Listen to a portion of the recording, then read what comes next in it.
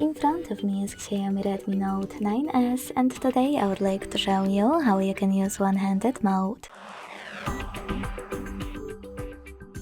Begin by launching settings and scrolling all the way down to access additional settings.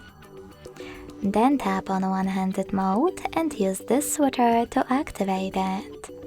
Lastly, follow all of those instructions. Turn on one-handed mode by swiping left or right from the center of navigation panel. So when I do that, one-handed mode is working properly. To go back, you can swipe up or click on this gray area. To disable one-handed mode, use the same no blue switcher.